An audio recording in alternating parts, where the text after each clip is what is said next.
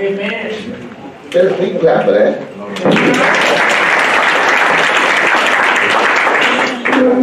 Those of you who were there know how wonderful it was.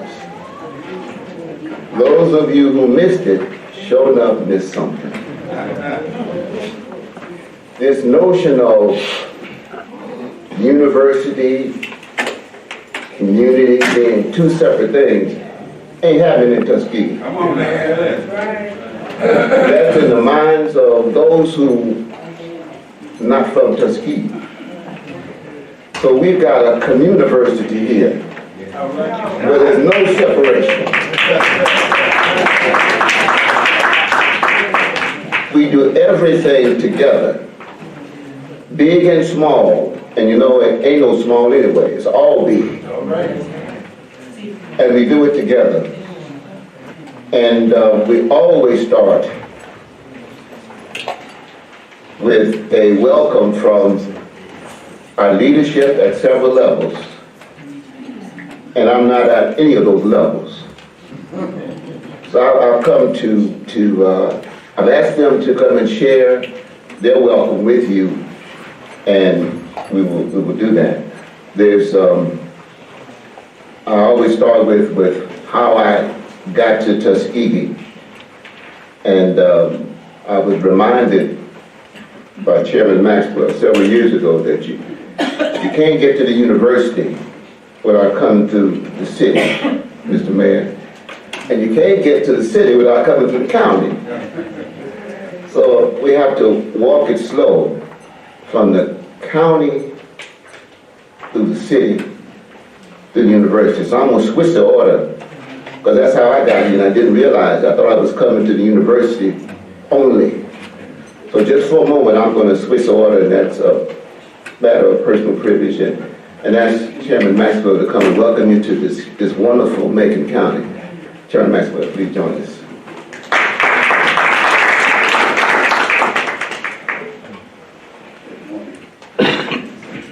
Good morning. Good morning. First, I greet the Spirit of God that's in this place. You know, whenever I'm in the presence of the Spirit of God, I just feel safe and I feel free. For Dr. Warren, Dr. Sara, and my mayor, Tuskegee, Uncle Tony Haygood, my mayor. I want to let you know that I am honored to always share this time with you. Looked at the program 7 years. I may have missed one. Just like I missed the banquet last night, and the first thing I have to hear the activity last night, how great it was. And here comes Dr. Warren rubbing it in again. But I regret that I could not be there on last evening. But I thank God that I'm here today. I looked at this outline, presenters that you have, this topic that you have, and oh, I tell you, and starting out with ethic and medication and ending with ethic across all generations. You know, that's enough to just get you excited right there. To our presenters, we welcome you to Macon County. To all of you who are just out of town for visiting with us, we welcome you. Thank you for this opportunity. That we want you to know that as you convene here, continue on with this great program. We want you to know that those of us in our county, we stand ready to assist you. And I like that new term that Dr. Warren came out, communiversity. Because, you know, it's all about the community. I'm often reminded when Dr. Washington came here, how he rode throughout this county, going to communities. And I was talking to a descendant of a family where he stopped. They remember their parents telling them about how he drove his wagon, how he stopped at their plantation and talked and even had breakfast to connect, getting to know the community. And that's what we're about here, to make sure that we are all in this together. We want to know, Dr. Sara, the university, we got your back. Tuskegee City, Tuskegee, we got your back. Dr. Warren, we got your back, and we thank you for all that you've done since you've been here. You know, I'm often reminded when I first met this man, how our spirit just connected. We were at a reception, and I said, oh, this outstanding gentleman we've got in Tuskegee. And little you know, I'm so thankful that he's stayed with us, and the work that he's doing through his program, the impact it's having on this community. Let me say publicly, thank you.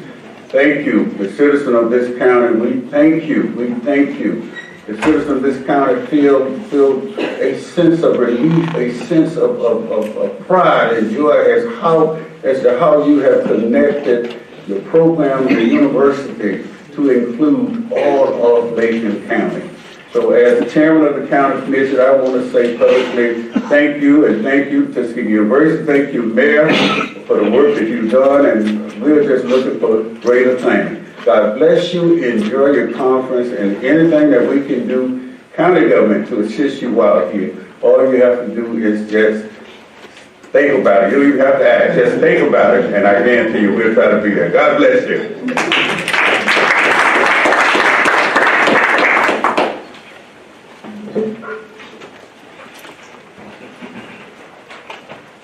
See, that's how we roll. That's how we roll as one. And I travel too much, but everywhere I go, large audience, small, no matter the color, no matter the discipline, and I mention the word Tuskegee, somebody will approach me and say, my cousin, my uncle, my auntie, my friend, my nephew, somebody, they want to connect with Tuskegee. They want me to know they know something about Tuskegee. No matter where I go. And I've been in some high cotton, as some would say. Everybody knows. And we've got a wonderful and ongoing history. We're getting better. It's getting bigger and better. Bigger ain't better, but bigger is what we're doing. And we've got a real community advocate in our mayor. I met him in the community, not as mayor, but as a community advocate on behalf of this wonderful city. So, Mr. Mayor, please join us and welcome us to Tuskegee.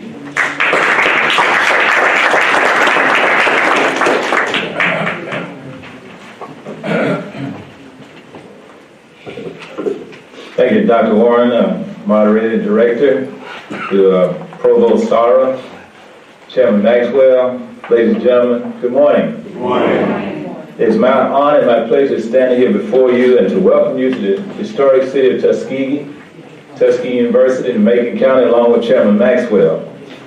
It's something about Tuskegee and this area that just touches people, causes people to come back, and causes people's spirit to get lifted up.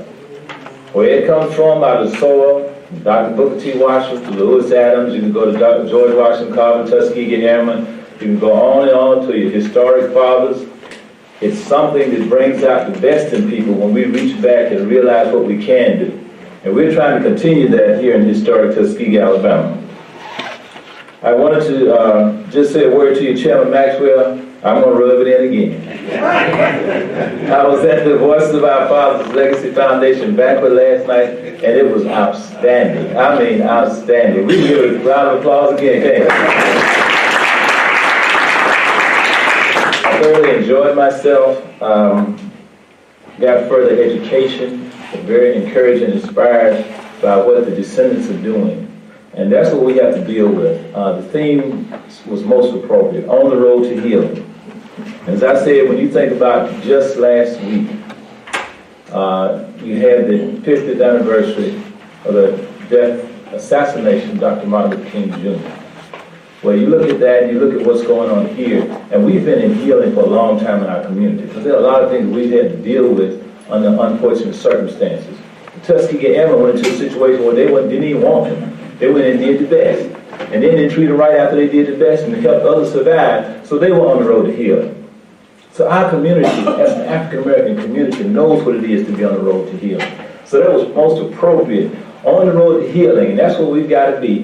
And that's what we've got to be strengthened to go to the next level. So I applaud the Voices of Our Father's Legacy Foundation.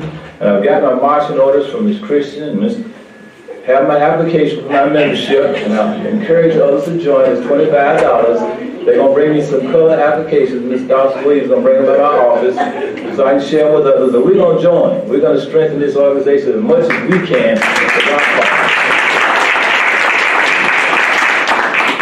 I won't be long because I know we've got a lot to do. We got an excellent program, as Chairman Maxwell said, Dr. Warren. But some people asked me to share a few brief things. They said they saw some things coming in and they want to know what's going on. And Brother Christian said he's seen something in the military magazine and he wants to know. So I just shared with you very briefly. We are in a revitalization process in this community. As Dr. Warren said, the university and the community has come together at every level. We're doing things throughout Macon County and Tuskegee. We're doing economic development.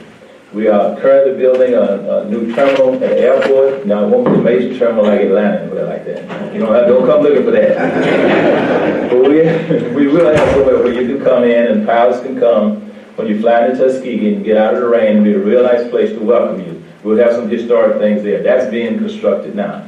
At exit 38, we are putting in the infrastructure. They just finished the water pipes, then they have sewer, electrical, and the turning lanes for the development of a hotel.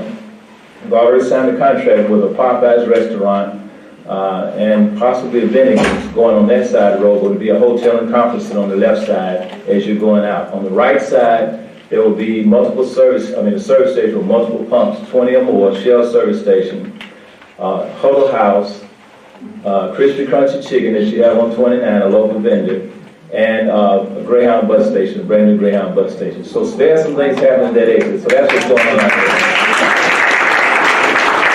And the major thing I was questioned about was the development of the T-100 project, which is a jet trainer aircraft for the F-35. The F-35 is the most technologically advanced weapon in the United States. It's the United States Air Force fighter jet.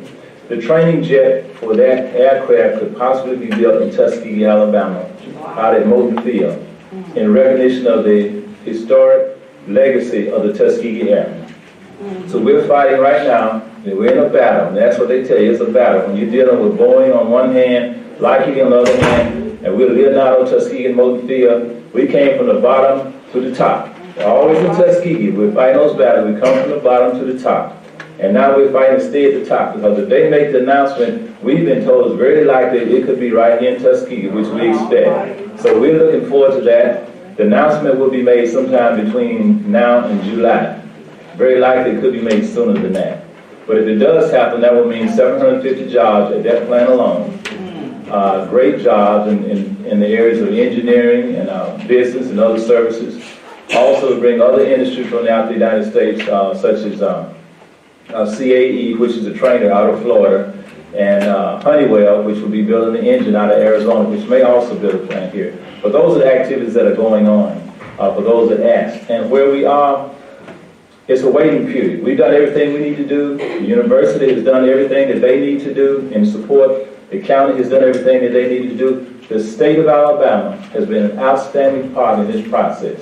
And all of you, alumni from Tuskegee, people who connect to Tuskegee, have been speaking all over the United States. Somebody called me from Washington, D.C. and said they thought we had it because they're airing a commercial promoting that we get this award here in Tuskegee. And we had to tell them, no, it hadn't been awarded. But there are people all over that are, putting the information out and advocating for us to get this award in Tuskegee. So we have some things going on that we're very, very excited about. Again, it builds on the legacy that's been built in this community and people who've done things from way, way back. So as you stand on the shoulders of your relatives, as the descendants stand strong and decide to be recognized in a positive way and say that we're going to build our future, we're not going to look back to the past and the difficulties. We're going to look at healing and the positive things that come out of there, what we can learn. So as we do that, we're moving ahead. I welcome everyone here, as Chairman has said. I welcome the presenters, those who are in the local community. I welcome your participation here. Whatever we can do in the city, joining with the county, please let us know. As I like to say on Thursday morning on the radio, it's a great day in Tuskegee, in Macon County. Welcome.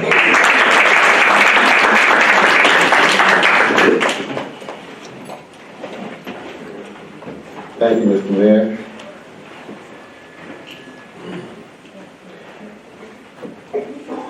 Some of you know that there was a challenge several years back about increasing the enrollment at historically black colleges and universities. And in recent years, last year in particular, the enrollment increased. The enrollment increased coming to HBCU. Some people don't know what an HBCU is. They heard the word and articulated, but they have no clue. And it is difficult to really know unless you've been through it. You can appreciate, but it's difficult to understand. I know for many, many years, I take my children and other folks' children on the HBCU tour so they can get an idea of what the campus is, who the folks are. And always on that tour, we came to Tuskegee. Always. Never missed Tuskegee. So I've been in and out of Tuskegee.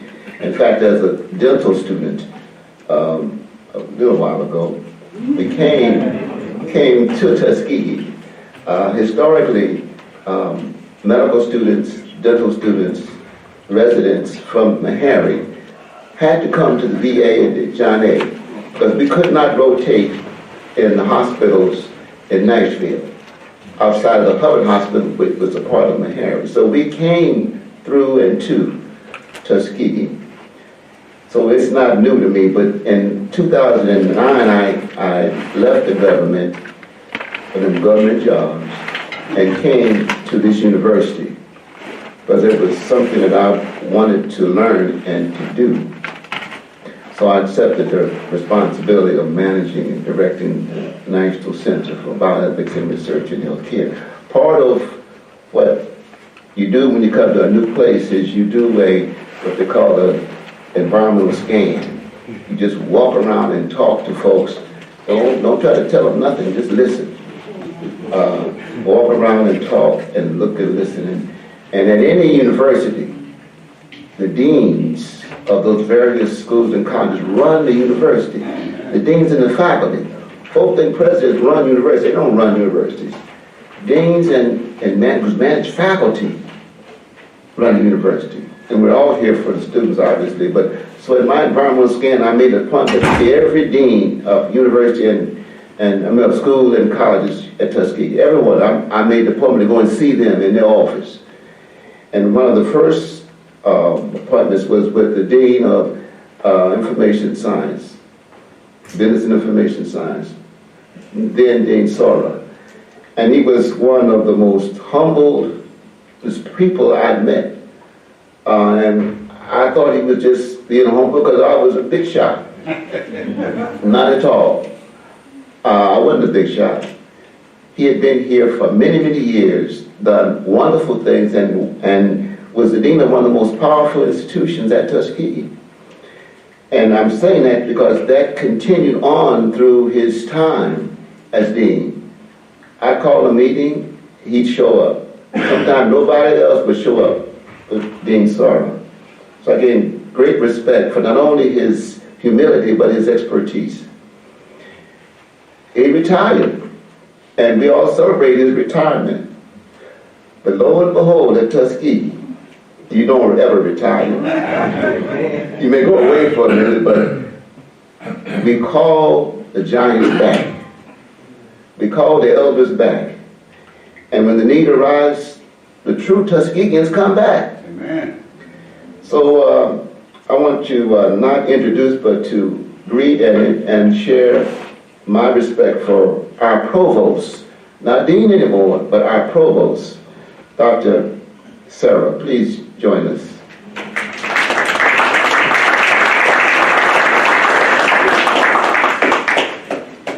Thank you, Dr. Walker.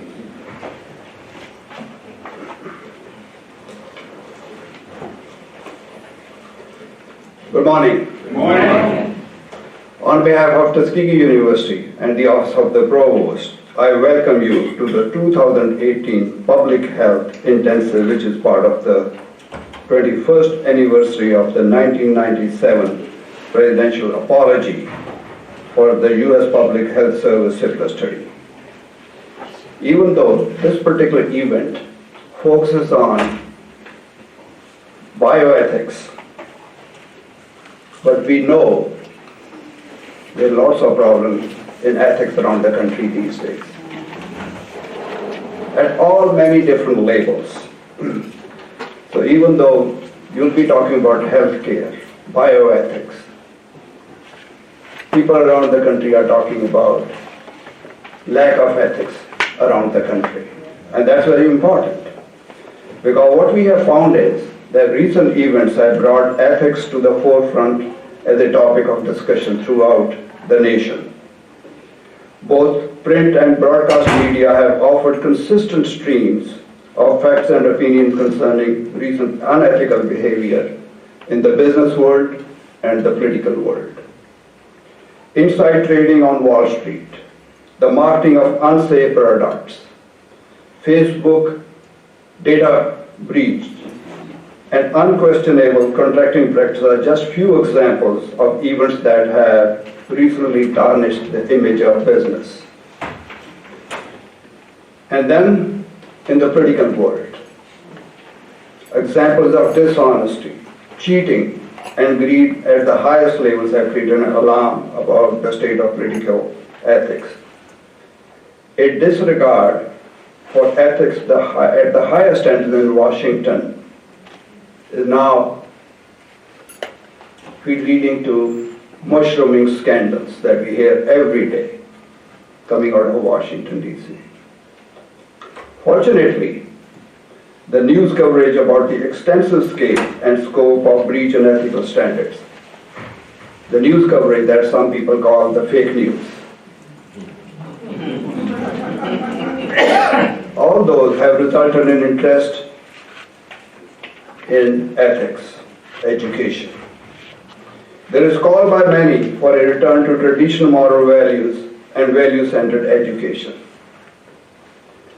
Dr. Martin Luther King Jr. wrote, and I quote, "Education which stops with efficiency may prove the greatest danger to the society. The most dangerous criminal may be the man gifted with reason, but with no morals." End of quote. Thus, educators and academic institutions have the responsibility to teach the subject of ethics and infuse it in every facet of education curriculum by holding events such as the one we are attending today.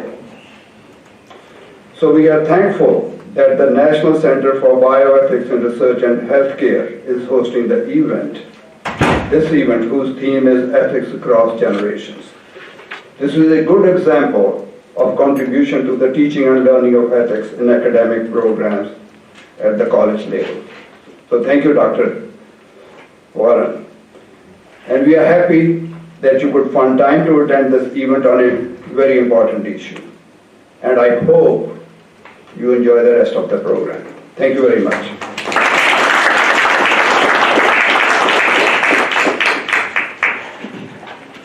Thank you, Provost.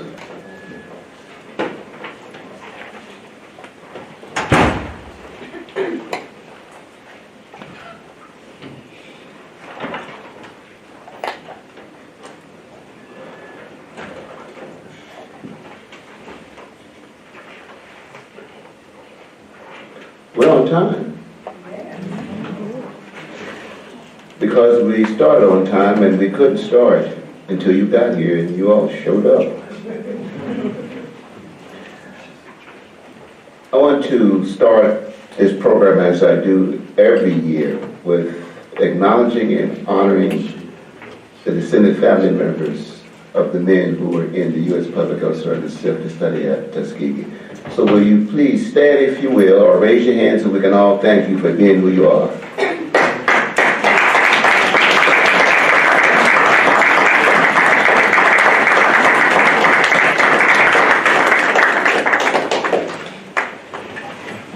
These men and women cross generations.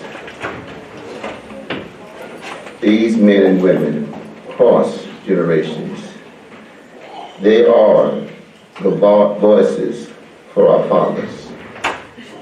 And as we learn more and more about them and the men who were in that so-called study, more and more and more people are showing up and saying,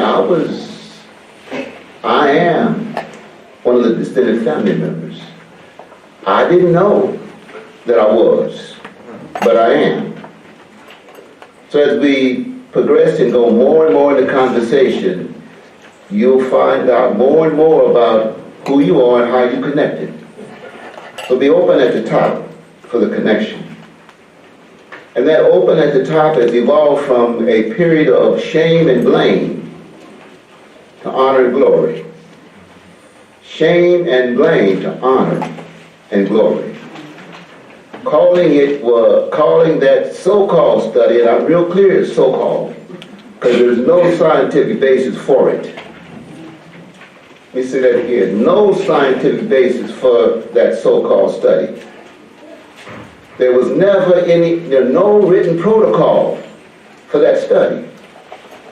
You can't do research without writing it down. No written protocol. In fact, they knew all that they needed to know 2 or 3 years after the study began. So why did they continue? And who are they? They continued because they wanted to know the impact of syphilis on,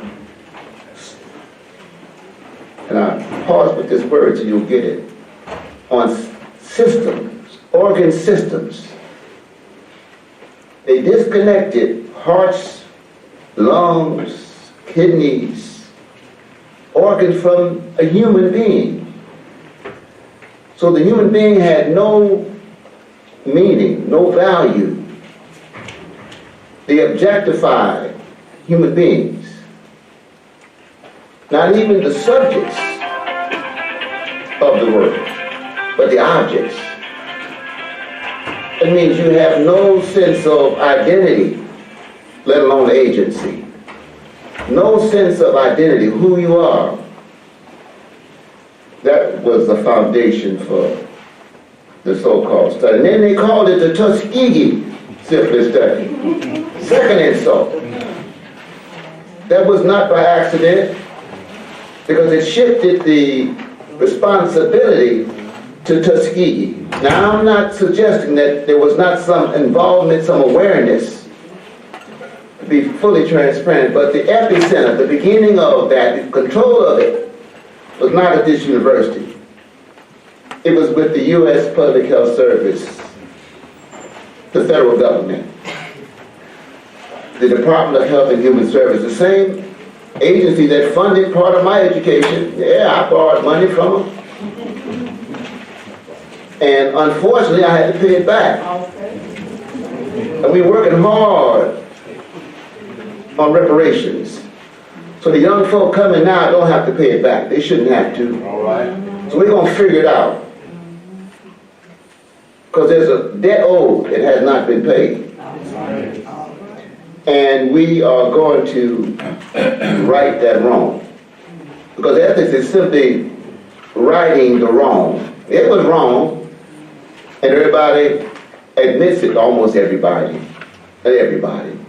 Well, we're in the process of righting that wrong. This is part of what this conversation is about. In 1997, President William Jefferson Clinton apologized for the U.S. Public Health Service syphilis study at Tuskegee.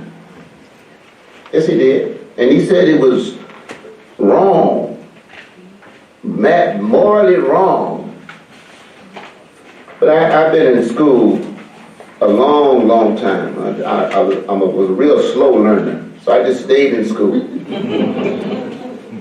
And I went to some of the quote-unquote best schools available. The best, in my view, was Meharry Medical College. That's why I went to those schools. But I went to some other ones. And never, ever did I hear the word morally wrong until I went to seminary. All that time that I studied science and all of that, never did I hear morally wrong, unethical, never. And so I didn't know how to deal with it as a scientist. I didn't know what language to call what I saw. But I found out when I was in seminary, it was issues of ethics and morals, and didn't fully explore that either, because there's still some unanswered questions there. But in seminary, it's okay to not know. Deductive reasoning is what seminaries find. There's some at the top that you accept, and then move on down. In science, you start at the bottom, and you try to work it up with analysis. And we do the most sophisticated analysis in the world in science, but there's very little synthesis that goes on. What does it mean? Not what do the data say, but what do the data mean? Meaning. So we're at a point here to talk about meaning. What does it mean? Ethics across generations.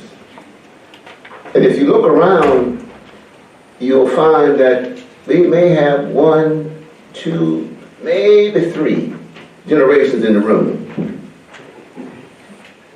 And that's better than earlier, because we used to have 1. And I can say with comfort now, just 1, and that was old folk. I'm among the old folks, so I can say it without apologizing. But it's a blessing. When I started graduate school, the life expectancy of a black man was 69. I'm 72. So I'm on God's time now. See, and that time is unlimited. You know, and you may have heard, the new 70 is 50. You heard that? Some of you young folk haven't heard that. I've heard it. So when the students look at me and say, you know, well, when are you leaving? I tell them never. And when you're on campuses like Tuskegee, you see elders and you see giants that ain't going nowhere. They ain't going nowhere, and I know they're older than I am. And so I don't feel no ways tired. Yeah, y'all know what I'm talking about. So we are looking at ethics across generations. And what I'm also wanting those of you who are not on university campuses to know that the young folk got it. If you are ever around them and learn to listen and not talk, you'll hear they got it. They don't know how to articulate it yet, but they have a sense of outrage and know it ain't right. And they got that from whom sent them to Tuskegee. They know it's not right. And they see it all around, and these are the best of times and the worst of times. And I'm glad to be around during these times, because it allows us to be clear on what we have to do. If you're not clear, just look at the news. Don't look at it too many days because you get depressed, but just look at the news, and you'll be clear about the issues. And so we are talking about ethics across generations. What do we need to listen to as well as talk about? And I implore you this period here to learn to listen. It's hard. Again, I always reference seminary because that's when I was taught how to listen. I didn't know how to listen. So I was thinking I had all the answers. And I want you to learn how to listen. We engage our students here in a very intentional way, not as students, but as junior colleagues. We expect them to act professional and to look professional. And so they will be in this program throughout, so they can learn from you what to do, and unfortunately at times from you what not to do. So somebody's watching you every second while you're on Tuskegee's campus. And I insist that you know that and act accordingly. Somebody's watching you. These young folk are watching. You know, I work late at night, most nights here. The students know that, so they see my little car out there. And they come to see me late at night, 7 o'clock, 8 o'clock, because they know I'm there doing my work. They're watching. They know when I'm here, know when I'm not here.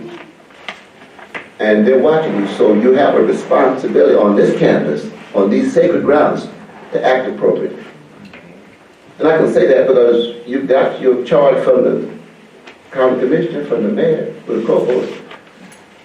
And I'm saying, act like you're supposed to on this campus. Because they're watching. And they are here. Their folks sent them to Tuskegee for a reason. Not didn't send them to college and university, sent them to Tuskegee for a reason. So they're watching you. It's important.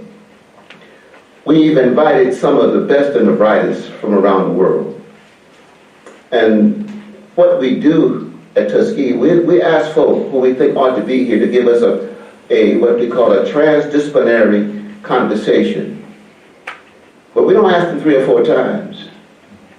If you don't know the value of coming to Tuskegee, you don't need to be here. If you don't know the value of coming to Tuskegee, you don't need to be here. So we're a little arrogant. We ask, and we don't have a lot of money. We don't want a lot of money. Because as you see, money corrupts. Particularly money without an ethical framework. So we ask some of the best and brightest to say, come, we invite you to Tuskegee.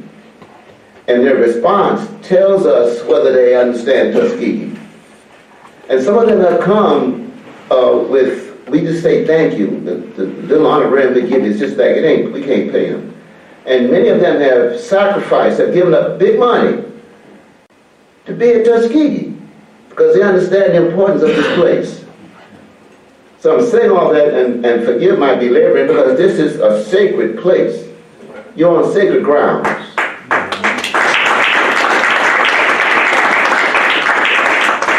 And if you don't really know that, just walk around. Don't have to say anything, just walk around the campus. All the students are going to be cordial. They're going to say, well, can I help you? Because you that don't know the campus, we know who you are. Those of you who are new here, you look kind of different. You look like an awe. And that's okay. So the students are going to be cordial because that's how we roll. So if you don't know something, ask somebody. We've got a saying at Tuskegee. It goes, T-U? You know. T-U? You know. And if you don't, you need to ask somebody. That's this place. So we're going to be very intentional about our schedule because we have people coming in and going out. But it's a conversation. It's not a lecture about the critical issues. We have one adjustment in our program. One of our speakers has to come in and go out, and so we shifted the generations. But his topic area fits all generations. So again, I want to welcome you, enjoy yourself, get the value of being in Tuskegee, not just on this campus. We've got a wonderful week of exciting activities. So on that note, let me again thank you, and let me start with introducing one of our new people, and that's Dr. David Hodge, who has a real good sense of how the program is going to go on. So again, thank you and welcome to Tuskegee, and let me ask Dr. Hodge to step to the podium.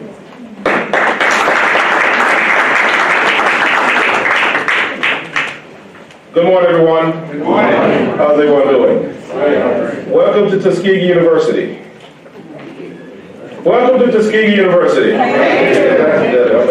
like noise. I'm a loud person. We're excited about today's program, and so we just want to take about 5 minutes to transition. So meet somebody. Find somebody who you do not know, and just introduce yourself.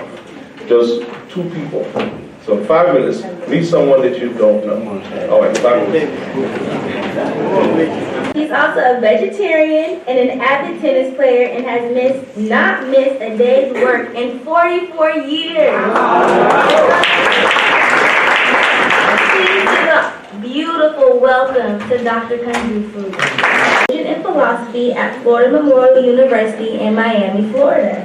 He received a Ph.D. in practical theology from St. Thomas University, a Master of Theological Studies from Christian Theological Seminary, Indianapolis, and a Bachelor of Arts in Philosophy and Religion from Florida Memorial University. Dr. Holmes is Assistant Professor of Philosophy and Religion at Florida Memorial University. His expertise includes world religions and religious studies, systematic theology, philosophy of religion, logic, history of philosophy, American pragmatism, okay, thank you, African American religion, hermeneutics, introduction to philosophy, contemporary ethics, and comparative theology and religion. He serves as program coordinator and a student advisor for degree programs in development and serves as a faculty advisor for Theta Alpha Kappa Honors Chapter. Can we give a hand for Dr. Nathaniel?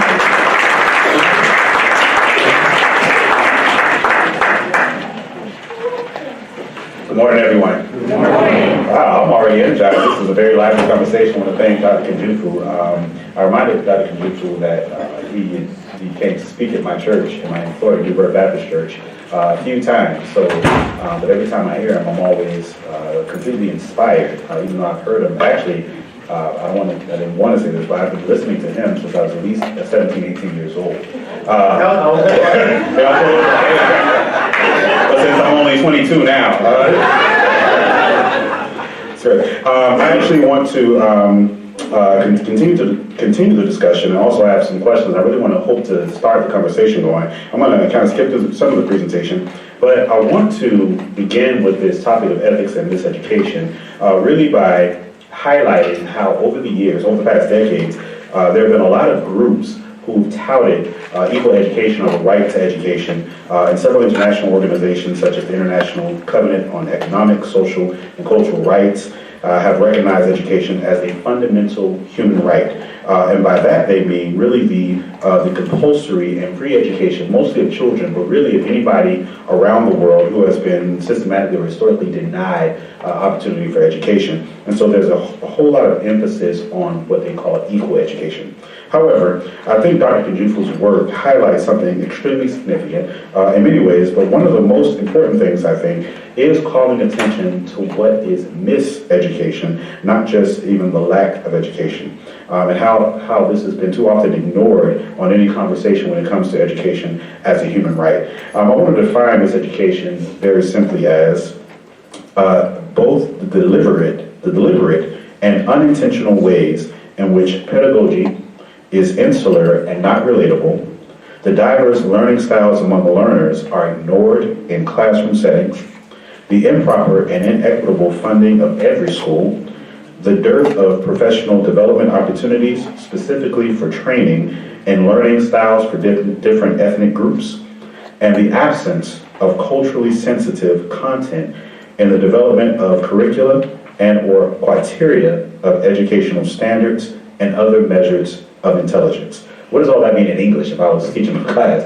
What that simply means is that schools are not properly funded. I mean, you talked about, I was going to mention the fact that funding is based on zip codes. That's something since I was in high school, when I first discovered that, I thought that was a travesty. I attended Miami Central Senior High School, one of those schools who were poorly funded, so to speak, discovering that not every child has equal education because not every child is funded at the same level, not having the same equipment, not having the same textbooks, same issues that my foreparents fought for, was still struggling with simply because of improper funding, but also because of lack of training, sensitivity training, but also different understandings of what it means to be intelligent, what kind of knowledge you should have, or what counts as true knowledge. So I don't think I think that this is completely insightful in terms of miseducation, not just a lack of education. I also think that it's no accident that today's session is entitled Ethics and Miseducation, which is a theme that harkens back to Carter G. Woodson and the Miseducation of the Negro, in which he brilliantly argued that African Americans were indoctrinated instead of educated, and moreover were inundated with deliberate mischaracterizations of their heritage, denigration of African American culture, language, and images. It's essentially what Dr. Kunjufu was talking about when you label, for example, black boys aggressive for not being assertive. It simply means that your characteristic traits don't count in terms of education, in terms of what it takes to be even American or be a part of society. And so Woodson actually highlights many different ways. I have a long quote here, but I won't quote the entire thing, but he talks about how like the beginnings of science have been kind of relocated, for example, and the fact that a lot of this started in Africa with early advancements in the fields were omitted. The same thing in terms of history, the same thing in terms of a whole lot of areas of folklore, literature, religion, philosophy. All these things have been removed from the African continent. There was one philosopher by the name of Haygood, George Haygood, who actually said that all of the great achievements in the African continent happened in North Africa, but not Sub-Saharan Africa. That was a different location. They have no connection with anything that happens in terms of history. So simply the removal of the African past. So I think miseducation for Woodson poses a deeper threat to just simply getting the facts wrong. When it came to African American history and contributions to human civilizations, miseducation meant essentially a psychological reprogramming that stripped African Americans of their identity, humanity, and diminished the ability to ameliorate their condition under oppression, violence, and racial discrimination. So I want to, let me skip ahead here. I think that Dr. Kunjufu and also along with Dr. Woodson have correctly demonstrated that miseducation among African American children and adults can lead to severe biohazards, which includes poverty, crime, negative psychological effects, which is exhibited in low self-esteem, self-hatred, depression, and what Dr. Cornell West has called the existential nihilistic threat, which is a pervasive sense of hopelessness, lovelessness, and meaninglessness. As a college educator, I can't tell you how many students come to me thinking, number one, they don't even deserve to be in college, that they just kind of got here because the college needs students, so they just let me in. They have no desire to read. Many of them have no desire to read beyond what's required. And not because, at least half of them, not because they don't have that characteristic, but because they're afraid of some of the material. They have been taught that they can't learn like everybody else. And so it's a sense of depression, even when it comes to school. And this is why I think exploring education in conjunction with bioethics is applicable. I won't go into my method of approach, but just to mention it, I take a pragmatic bioethical approach in terms of the principles, really in terms of looking at things. And I will say this in terms of pragmatism and bioethics. Pragmatism looks at guided principles, sees principles as tools for guiding conduct, not as absolute fixed moral laws, but more importantly, it looks at moral and social problems as living problems that arise out of everyday human experiences and that are embedded in states of affairs. So in other words, human beings are viewed as complex creatures with a variety of differences which call for complex, multifaceted solutions. So when it comes to education, there's no one size fits all. We can't look at a cookie cutter model. We have to be expansive. We have to look at what fits the student, which I'm very glad that Dr. Kunjufu mentioned the coach, who deals with the who of the student. Let me skip down. There are some areas I would like to highlight, and I'm moving very expeditiously, mainly because I really want to get into the conversation. I really do. I'm a little bit excited. This is something that's very passionate for me, I must say. But first, I think that we're in need of a reevaluation of educational values, beginning in our colleges and universities, all around. I think that HBCUs lead the charge, but I think that other schools and institutions need to get involved in this. And education programs at the graduate and undergraduate level should begin to redesign and or incorporate training in developing various kinds of lesson plans, creative classroom management, greater exposure to the different learning styles of males and females, the use of music in instruction, and incorporating culturally relevant materials into daily lessons. My wife just finished a master's program in education, and one of the things I did was just kind of sit in on some of the classes. She did it at Florida Memorial, so I just pretended like I was visiting a class's colleague. Really, I was trying to take advantage of the lessons, but I was there. But when I did that, I noticed that there's no comprehensive look at different learning styles. There's definitely no differences in male and females. There only is a kind of a one approach fits all, not to mention the fact that many of the educators in that program were not African American and probably had very little experience in the classroom with African Americans.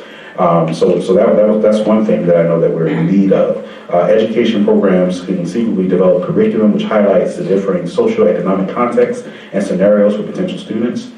And teachers will be better equipped, I think, for a variety of circumstances if they have exposure from the very beginning of their education and training. It's much easier to train a teacher to deal with these different contexts in the beginning, from undergraduate level, than it is now when they're already in the profession of teaching for 15, 20, 30 years. So only by, I think, establishing vital connections between higher education and primary and secondary education can many of our challenges mentioned today be surmounted. And in addition to colleges and universities, and I'm glad that we're aggressively recruiting African American and Hispanic students into our education programs, especially HBCUs, but I think that they should be supported, or our institutions need to be supported by our religious institutions, our churches providing scholarships, other NGOs, individuals, anybody who's willing to help support steering people into the teaching profession. As Dr. Kunjufu mentioned, 66% decline in African American teachers since 1954. Again, higher education can serve on the front lines by helping to increase the amount of teachers of color, but of course, higher education is only one aspect of the solution. I think transformation also is needed on the state levels and in school districts. I think the teachers too often restricted in time and curriculum. I think that creative teaching has been replaced by testing results and expectations. I know you don't have that here in Alabama, but in the state of Florida, where I'm from, they just test, if I can say this, excuse my French, the hell out of our children. And I know that because I have 2 small children in school now. As a matter of fact, I'm preparing for testing next week, and that's all they've been learning all year long is how to take the test. And the only thing they've learned extra has been when a teacher has provided something extra or when we've taught them ourselves from home. So a huge emphasis on testing, not enough on teaching.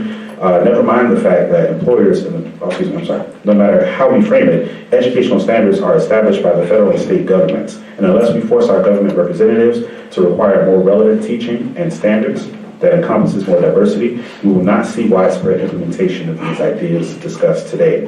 And furthermore, we cannot ignore the reality of low teacher pay, along with cafeteria workers, maintenance and custodians, nurses, office personnel, etc. I think we need all of those people. I'm especially sensitive because my mother worked in the school system as a cafeteria worker for many years, and she was a vital part to the education of those children in that school. And also we have to deal with the lack of resources and support services and the dearth of leadership and support from state and local officials.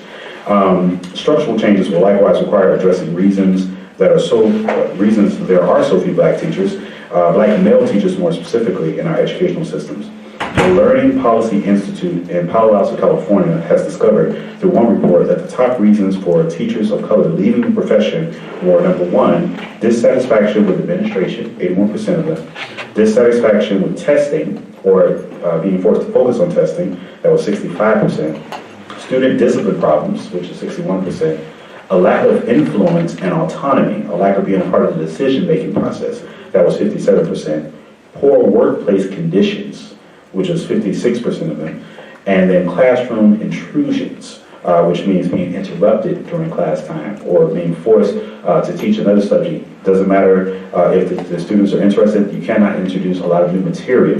That's what they mean by classroom intrusions, 46%. And I think it is interesting, while these concerns mirror concerns expressed by some white teachers, more importantly, it is noteworthy that only 39% of black male teachers and black teachers who left the profession mentioned poor salary and benefits, and only 23% complained about class size. And this suggests to me that teachers do not shy away from hard work or extra work, but instead they see the value in what they do despite the lack of compensation. So it's not even really the compensation that's the problem. It's these other factors that we need to address, and we can only do that on the structural level. I want to move on to another subject.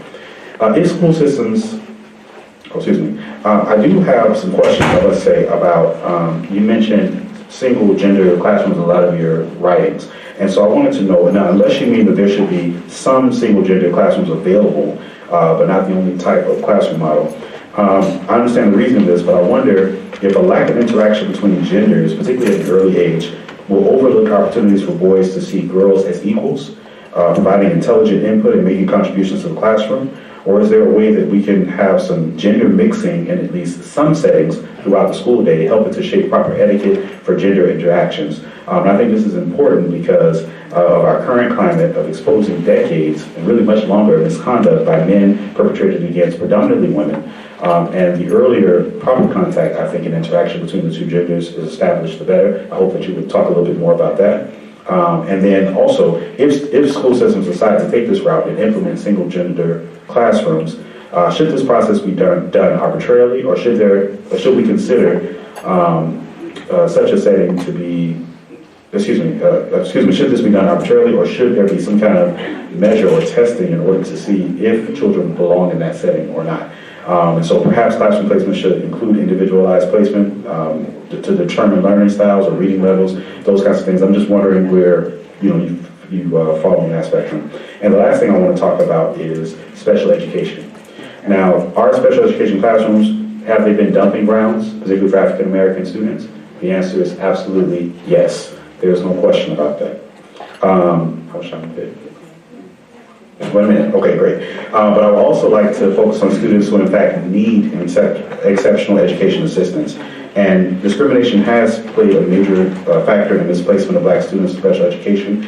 But I'm also concerned that parents and professionals sometimes use this as a reason to ignore when it is indeed necessary for a student to receive special assistance. And this is true, I know, especially for students on the autism spectrum. And my actual concern is actually broader than this, though. This viewpoint, I think, leads to the neglect of building effective special education programs. And many of the principles that you mentioned, or you proposed, Dr. Kunjufu, for general education, I think are applicable to students with learning disabilities, especially with the dispersion of energy, kinesthetic learning, schoolwork that is interesting to them and relevant to their way of being able to read aloud. I think that's important. In Florida, when it comes down to taking tests, and my son, he's on the spectrum, and he has to take a test, and he operates better when he hears you read something as opposed to even just reading it himself, or he operates better when he reads it aloud. It's not permitted. He can't read aloud on the test. The teacher cannot read it to him, even though he's on the spectrum. Things of that nature. So the serious reforms in special education, I think, are rarely explored, especially in predominantly African American schools, because of the negative connotations. So as we consider miseducation in this area, I think that we should also include students with learning needs on all levels who have been ignored or forced to learn in ways that do not fit their learning needs. Thank you.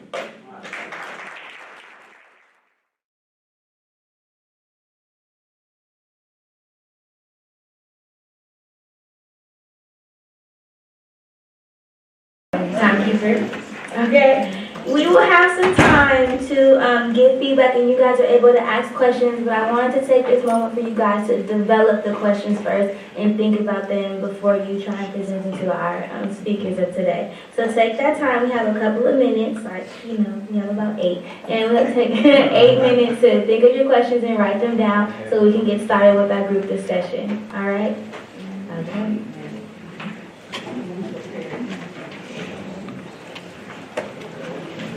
What did you say? Footnote. The books are on the table, are available for sale, but we will discuss more about that after we finish, okay? And if you do have a question, Dr. Hodge will gladly give you the mic. So does anyone have any questions? We can start. How you doing? How are you? Great, great. I'm Dr. Kevin Williams, and like Dr. Holmes, I got an opportunity to see you over 20 years ago. Your older brother. Speak at Florida A&M University. I was partly at FAM. I broke a 60-year tradition at Morehouse to go to FAM because they had one of the best programs for students that had learning disabilities. And your talk was amazing for me. I'm Dr. Williams now, by the way. Let's get it up. I went to Florida A&M with 3 learning disabilities. And got the support, but your talk was awesome. I've read about 4 or 5 of your 40 books. Also met my wife on your campus, at FAMU, and we went through the power of passion and pain of Black love together, and we'll be 20 years in June in terms of marriage. And your Black college student survival guide is the gift I give to Black students when they graduate from high school. I really appreciate your contributions. Couple of questions. And Dr. Williams, what were your 3 learning disabilities? Dyslexia, calculus, and ADHD. Okay. Yeah.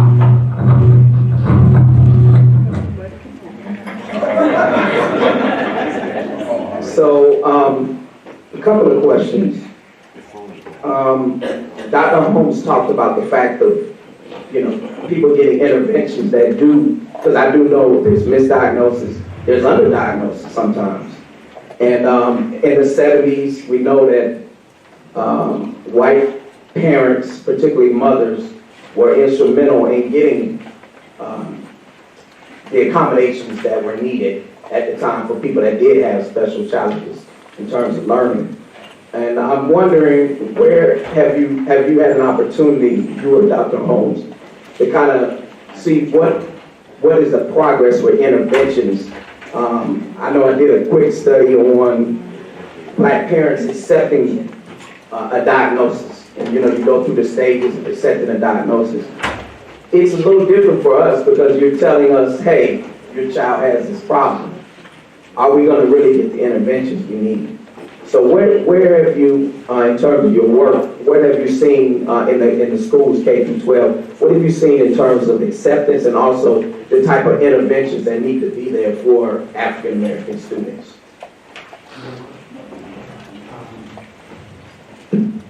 One of the reasons why I asked you about your disabilities is that in terms of hard disabilities, and remember we're 17% of the students nationwide.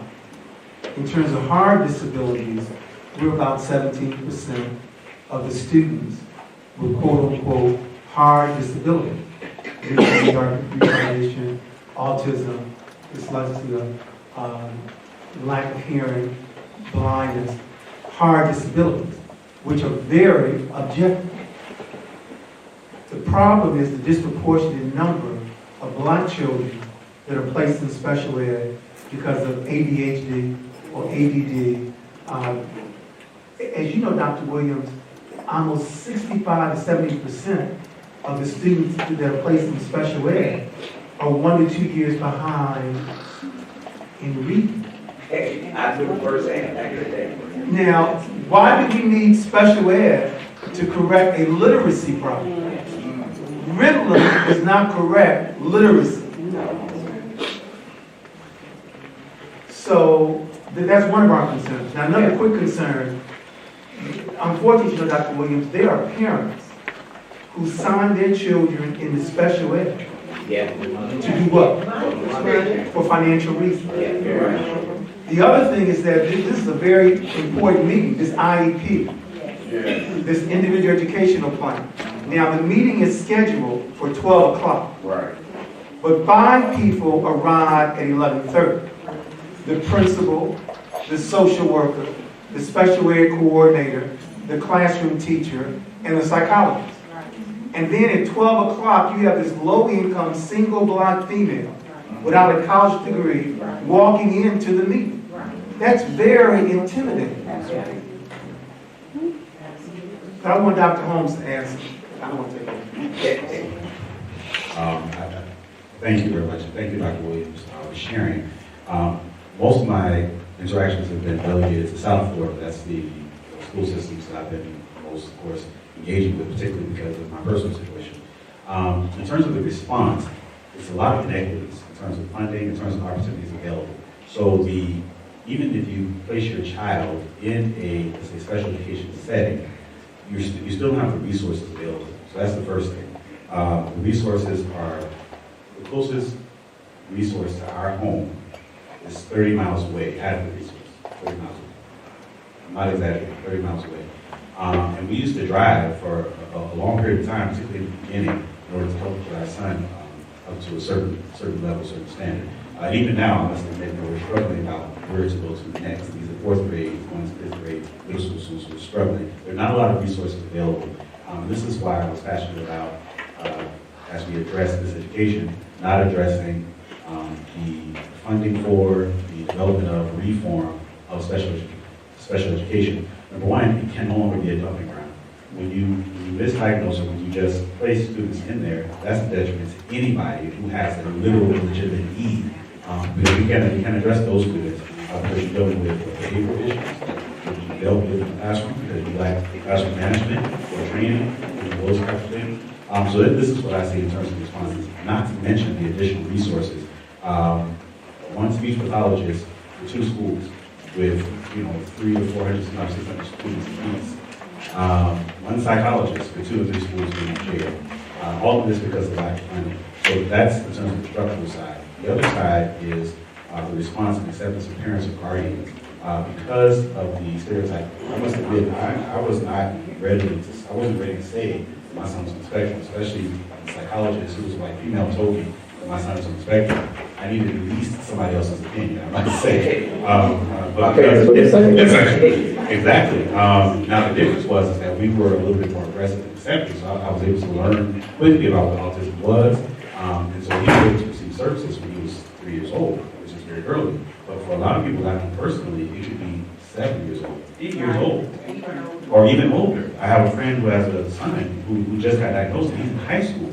And all along, the parents can watch his development, they say there's nothing wrong with that boy. But yeah, it's not anything wrong with him, but he needs some assistance. And so that's the struggle, and that's also the problem and the pain of racism and discrimination, not being able to address that.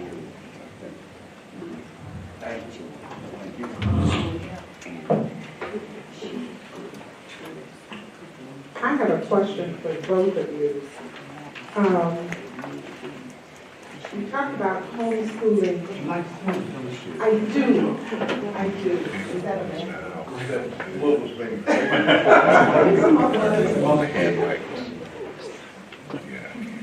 Do you have any idea of how many homeschool programs there are out there for Black students? Because whenever I see any group of homeschooling, it's usually a white group. There's no color there. Well, there's about 12 to 20 nationwide. And before I mentioned in my presentation, were you aware that over 105,000 African American children are being homeschooled? Yeah. Right. So the media has been silent on this issue. And we have a curriculum. When I mentioned in one of my solutions, SECLA, SETCLAE, it's our curriculum. The acronym stands for self-esteem through culture, leads to academic excellence. And so between SECLA and our textbook, lessons from history, many of these schools are using our curriculum. So we're very much, we're in touch with these 12 to 20 never babies. hear anything about those. Now, I don't know if it's in one sector. No, it's nationwide. If you Google African American homeschooling associations, those names will come up. Okay. Because I know that there, like I said, there's plenty of white, and that's all I see. I've never heard of that. The African American students. And as you also know, homeschooling does not require that the parent has to be at home from 9 o'clock to 3. There are numerous resources, colleges, boys and girls clubs, the YMCA, the museum, the library, can assist parents, single parents, to help with regards to educating their children. But, staying with that curriculum, do you have to have a curriculum? Oh, do you have that? I'm sorry. I'm very, the curriculum for the school, is there a set curriculum that, Well, it varies city by city, state by state with regards to what's required of a homeschool parent to satisfy the requirements of that particular school district or city or state. Okay. You just can't homeschool in a vacuum. Right. You have to align your curriculum with city or district or state standards. Okay. The other question, I had 2 questions. The other question. We may not have time for that. I'm just teasing you. She would be here all day. She would be here all day, please. I'll ask you afterwards. We're leaving at 1 o'clock. How do I get you to come to the school district? Right after, we'll talk about it. Okay. Your pause, your Hello, I'm your host of your presentation. My name is Lily Hay, and I was a teacher in Connecticut for 30 years, and then a consultant for 3 years after that. And I do a lot of work in Hartford, and Hartford needs you back. No. Yes, they do.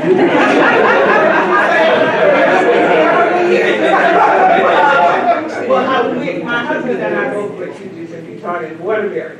And I'm here, they need us back too in Waterbury. But anyway, my question is, you spoke of how you talk a lot to educators, to academics.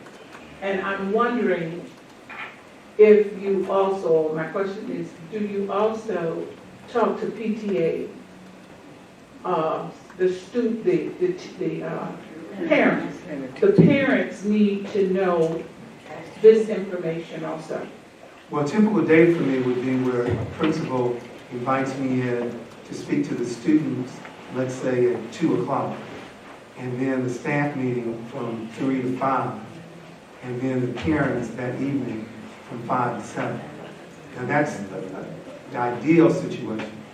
Now, as you know, the challenge with parents is that you have a school that, let's say, had 500 children, and we're looking for, ideally, 100 to 200 parents to attend the meeting.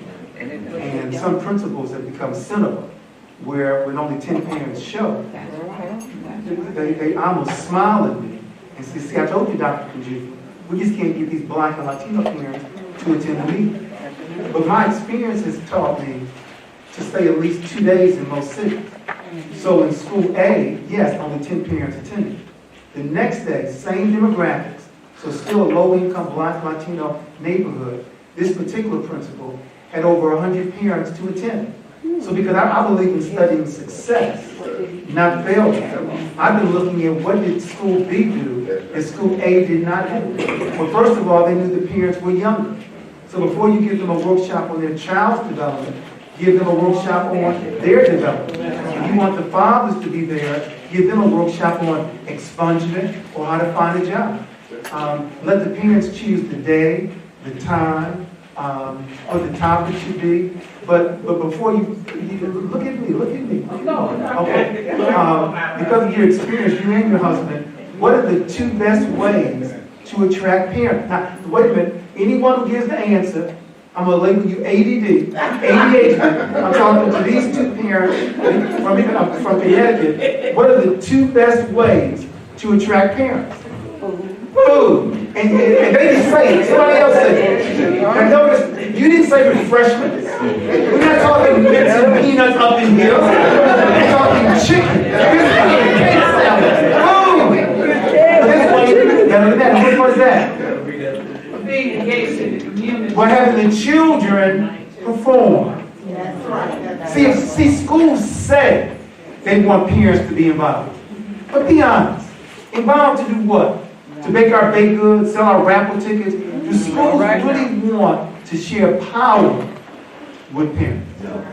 And if I just may add to that. You don't have time. You don't have a microphone here. What I wanted to say is that you don't just be educating the student when they come, and you have to engage in the community too. That's correct. And that's why we want students, teachers, and parents. Right, and I think that's very important. Yes. The community must know you and get that trust and respect from the community as you give it to them. And then when the students come to you, they know it's the teachers, the parents also love you. Where's the microphone? Yes, thanks for coming. Hi, I'm a nurse by trade, but I'm in education also for 13 years now. And I teach at a health training center. And my program was a nursing assistant / patient care tech program. I noticed a lot of these young adults that come here have high school diplomas, but you wonder why. How did they get those high school diplomas? Because their reading level was precocious. And like you said, I would have the students read out loud so I can assess their learning ability. So I would have them all read something in the book. But Well, let me just say this, a Okay. couple points. Okay. We need a chance to talk today about teacher expectations. Because unfortunately, since Brown versus Topeka, there's been a decline in teacher expectations. And there's this new concept called social promotion, where children are allowed to be promoted from one grade to another grade without mastering the content. And that's how you can have, let's say, a person in sixth grade with third grade scores, in eighth grade with fifth grade scores, as you point out, a high school diploma with less than eighth grade test scores. Right. And unfortunately, they thought they got over. Now, for those who know the Bible, what does Galatians 6:8 say? About being mocked. God is not going to be mocked. You reap what you sow. So these students thought they got over. They have a high school diploma. They have a desire to attend Tuskegee or Florida Memorial. Right. And some colleges will accept them, but you're not eligible for English 101, for Algebra 101. You're taking math 37, language arts 57 on the college price. So you're paying a college dollar for remedial work. Now see, before integration, my teachers, and I'm a little older than most of you, I was in kindergarten in 1858. I still call the roll. Kindergarten, Miss Avery, first grade, Miss Collins, second grade, Miss Burke, third grade, Mr. Payne, and on and on and on. And the rule was 110. They used to pull us over and tell us, boy, girl, the country's racist. That's right, they were strong. Even some white teachers were strong enough. Let me make this point even clear. I don't even want to misquote it. I'm in no way saying that because you're black or because you're a black male that you've been given a gift from God to be a master teacher. There are some brilliant white female teachers out there who are doing a fantastic job with our children. And there are some African American male teachers who are dangerous. One of the books is titled Black Students, Middle Class Teachers. I mean, now that we've been the President of the United States, we still have Uncle Clarence on the Supreme Court bench.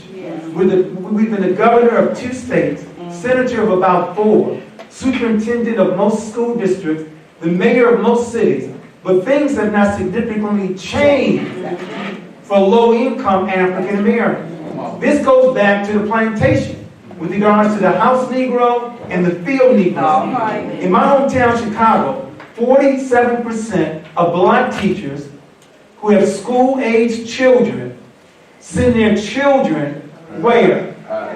To private schools. And yet those same middle-class teachers are not in favor of choice. Now don't misquote me. I'm not saying they should lose the right to send their child to a private school. But if a private school is good for your biological child, why is it not good for a low-income child? That's right. There are some Negro middle-class teachers who are dangerous. That's right. So the point I was making was, back to your point, was Rule 110. When I was going to school, the rule was, if you want to do well, you have to score more than 80, 90, or 100. You have to be the best. That's right. And that's what Booker T. Washington taught here at Tuskegee. Yeah.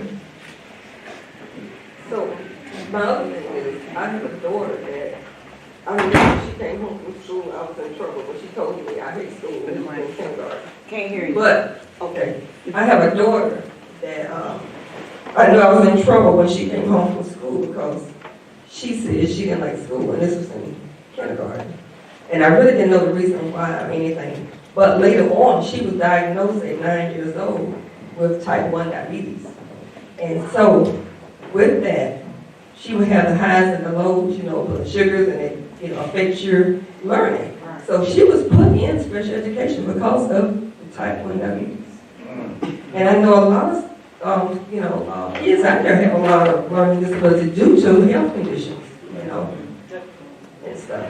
But everything I was talking about, especially to you, I mean, you've been on point with my son when he was growing up. He was in a Montessori school. There was the one of the parents also had a daughter there. They saw how the structure was there. She took every one of those black kids out of that school. She opened up a home school and taught my son. He excelled so well in reading and math because she was an IBM employee. She had computers and everything. He excelled so well in 6th grade that they offered him to take the SAT test. Wow. And today he's a Dallas police officer in Dallas. But you really need to, you know, go across the globe. We need more of you. Yeah, we really do. Thank you so much. We also need sugar-free schools. Yes. One second before you speak, before you speak, one question. Gentlemen, there's complex and there's complicated, which are two different things. And I'm hearing you saying complex, but it's sounding like you're saying complicated. A lot of what has been said so far has to do with race and racial disparity and so on and so forth. But I'm concerned about the institutionalization of racism. So to what extent, for example, Freddie Gray were killed by white police officers, killed by black police officers, but he's still dead. He's just as dead as Walter Scott. So the question is, what if black schools, HBCUs or other schools where it's predominantly black, are culpable because the same ideas are institutionalized in the teachers? How do we, continuing the conversation we just been having, what if we have the same exact numbers showing that is a false dichotomy, thinking it's one or the other, there's something else in the middle? What if we have the same exact numbers, but black teachers or black professionals are the ones who are culpable? Do we work with it the same way? How do we treat that? Dr. Holmes? Actually, this is one of the points I was actually trying to get at about starting at the undergraduate level in terms of training and education, because you're correct, it is institutionalized. It's not just about being a predominantly school. You get the same results if you have the same ideologies that you have in the predominantly black school. Part of that issue, as I said before, has to be addressed from the very beginning when you start as teachers. I think that another issue would be, and I haven't fully quantified this, but I've been noticing a lack of connection between prior generation of teachers, particularly black teachers, and their values, and what I would call the newer generation of teachers and their values. If you listen to them talk, it's a huge difference about how they extend themselves to their students. The amount of time they put into their jobs and efforts in terms of not just what I'm supposed to do in the classroom for that day, but when I was young, my teacher, younger, my teachers actually held sessions on the weekends for us. Right? That wasn't extra pay. That wasn't anything that we put into my portfolio to move up in the job positions. There was no promotion based on that. It was just a simple kind of sacrifice of understanding that it was a service to the community, service to us as human beings. I think those values, so I think that we need to do, as I said before, a reevaluation of those values in our institutions. And I think that's the only way that there are different ways to approach this. Of course, I think each county, each school district is different. We have to look at it at that level. It can't be federalized or in terms of states. We have to look at it on individual level. But we have to look at our values and the ideologies that run institutions in terms of what education is and how it should be administered to our students. Sir? Thank you very much. My name is Lloyd Cummings Jr., and I'm going to piggyback off what the young ladies just said about the students not having the ability to read very well. And I'm going to start off by saying that using the old expression, practice makes perfect. And the way you can do that is by having parents get involved with their students and their children after school. And help them with reading. One way you can do that is by having the children help you the recipe when they get ready to make that dinner. And if you just have a recipe with several items and just have those students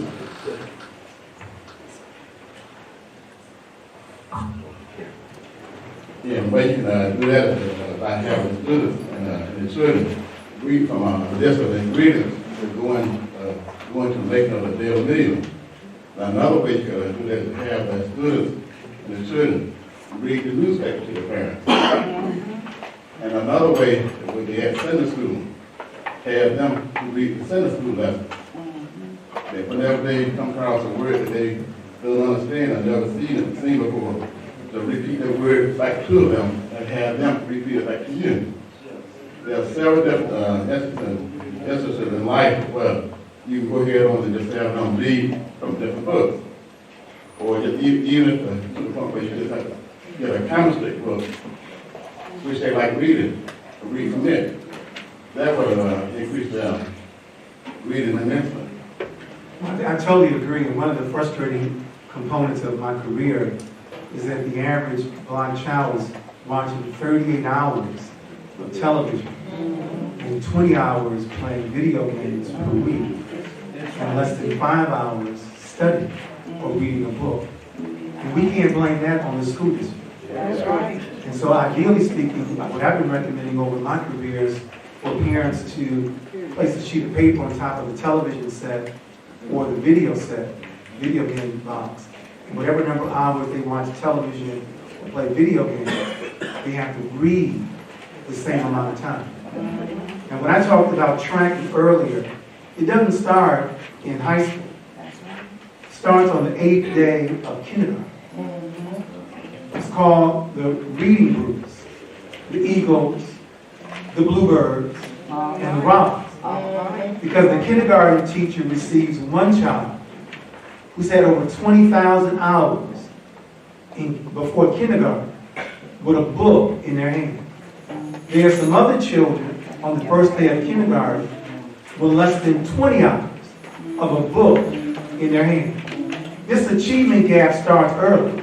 That's why one of my solutions came from Jeffrey, Canada, the Harlem Children's Zone, and it's called the Baby College, where we have mentors and teachers that are working with young parents early on reading to their children, breastfeeding their children. And even though the Bible says if you spare the rod, you spoil the child, there are other ways to discipline your children besides the belt. The belt is simply one of many that we need to look at. Couple more, boss. Actually, I want to piggyback on that. I want to add, number one, I think that, and I try to remind my church, our Sunday school ministry, that Sunday school was actually developed for the sole purpose of helping people learn to read, particularly children, particularly in this country. And I think that Sunday school and our churches must play a vital role in that. The other thing is that my children are passionate about what I'm passionate about. My children see me read all the time, and so the expectation is that you also need to read. Maybe not as much as that at this point, but as I read, they become interested. They've been reading since very small, because I like to encourage for people who have newborns, programs to read for all they need to read, get them started very early, but then continue that trend. And there are other programs out there to start at whatever level your child is studying. Right? You have to become more passionate about reading for fun, I think Dr. Kunjufu mentioned, because that's what it's really all about. Please read whatever you like. Have fun reading can be a fun experience. It's not a daunting experience. It has to be a daunting experience. Also, if you're not familiar with the word, if you have trouble with something, it's also not bad to ask for help. It's okay to say, listen, I don't know, please help me. I want to show that value in my children, so they can always ask for help. But I think those are some of the ways to help improve our reading. Hello, my name is Bree Brunfield, and growing up, I was diagnosed with ADD, and my parents did not be people who read medication. So the teachers had a problem with that since I really had trouble paying attention. And I was in the classes where I was in reading classes, each classes to help me.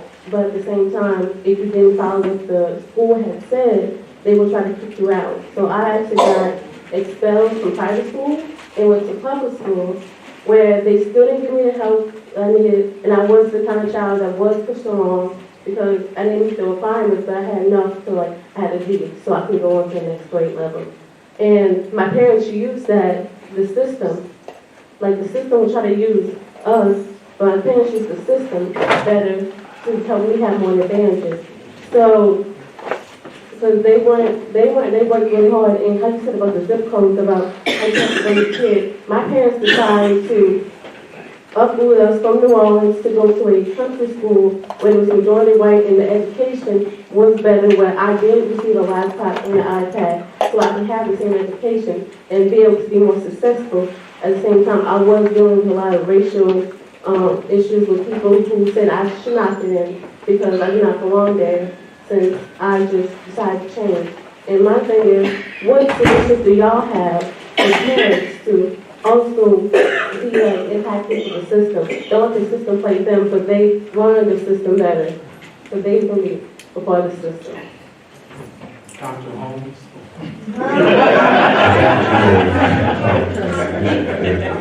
I think that miseducation on parents is the most detrimental to the child.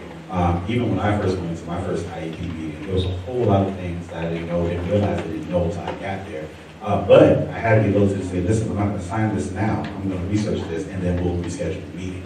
That's the other thing. Being assertive or aggressive, to be intentional about helping your child.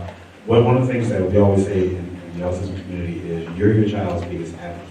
So what your parents did for you is extremely important. But learning the system is really the first thing that's vital for parents. The other thing is staying on top of our politicians and those who make the rules. That should be a crime, I think, to expel you because your parents decided not to put you on medication. There's nothing against parents who decided to use medication. We have to use medication for a time. But just because your parents decided against it, that's a right. I would say that's a fundamental right. You say no. You should not be able to do that. But that's okay if the law allows for politicians to say nothing. So I think community organizations get more people involved, pressure politicians to make the rules, to change the rules. I think that's also very important. Those two things. And I think that if we just fund schools equally, I really do. There has to be something we can do to talk about how we fund schools and based on zip codes. I can tell you the psychological effect it has on students. And you experience yourself going from one school where you have to share in a computer lab, and all the computers aren't working behind you, right? To go to a school where you automatically presented with your own computer, and you say you got a tablet on, I mean, it's like, what is my computer?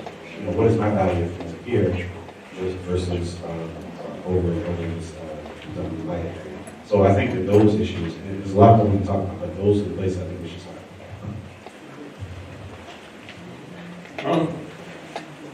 Can you hear me? Okay. Marine or displays. Oh, sorry, one more. Oh, he has the mic. I don't. I'm Dr. Zachary, and I teach on this campus. I teach undergraduate, master's level, and PhD students. And you just talked, I came in when you were talking about social promotion. When you have students who can perform to the level in the classes they are in. So what will you be advised for all those of us who are teaching students? Like, for example, a student is getting a D, and he will come and tell you, I can't get a D in this class, I need to get an A. And the actual grade is a D. You know? So, how do you advise us to talk to them so that they can see the reality, not the ambition, not the expectation, but the reality of what they are dealing with? Dr. Holmes. I have an answer, and the answer is that I'm not in favor of social promotion. If the student only earned B work, that is the grade that you should give them. That's right. Because God's going to hold you accountable on Judgment Day for every grade that you gave your student. But, okay, then you try to help them, to teach them how to read and study and do well. Oh, I'm an A student from my high school. Well, an A student in high school is no more an A student here. And it's difficult. How can we communicate to them that you are an A student from where you come from, another A student is here, and all people here are A students? Now you see the reality of the performance. How do we communicate this across to them that A student from high school doesn't mean you are A student in college? Well, again, as I mentioned earlier, what I really love about HBCUs, as I mentioned, that you only have 9% of the students, but produce over 20% of the graduates, 35% of the lawyers, 50% of the engineers, almost 75% of the STEM graduates come from HBCUs. But I think probably a better stat is this, and that's that for many graduates of PWIs, their spirit has been so broken, and these are the ones that graduate. Their spirit has been so broken, and I'm not denouncing PWIs, all of them, but I'm saying that the research shows that the greatest percentage of African American students that pursue graduate school at PWIs were undergraduates at an HBCU. So you're able to receive a student at the collegiate level who might have started off at an HBCU with a 10th or 11th grade reading and math school.